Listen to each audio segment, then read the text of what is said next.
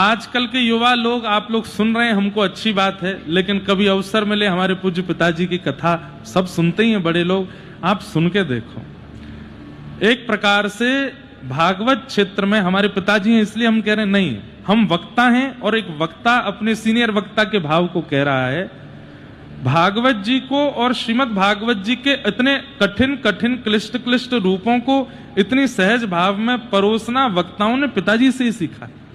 हम सबने पूज्य गुरुदेव से ही सीखा है। सब संत कहते हैं, बोले कि आपके पिताजी की कथा हुई थी कार सेवकपुरम में, बोले पूरे अयोध्या में कर्फ्यू लगता था जब पूज्य गुरुदेव की कथा होती थी।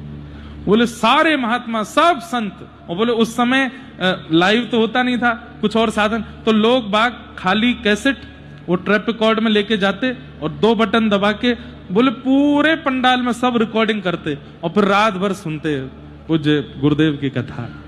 ऐसे उस समय दो समय की कथा होती थी। सब संत लगभग जहां भी हम जाते हैं सब वही बात याद कराते हैं।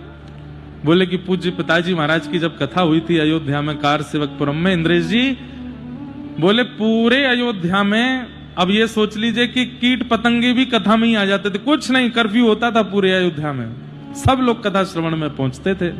उस समय पूज्य दादा गुरुदेव श्री रामानुज प्रपन्नाचार्य गुरु जी भी यहाँ पर विराजे कथा में, बड़े बड़े सब संत आदि सब आते थे, सब ने खूब स्मरण किया उस कथा का।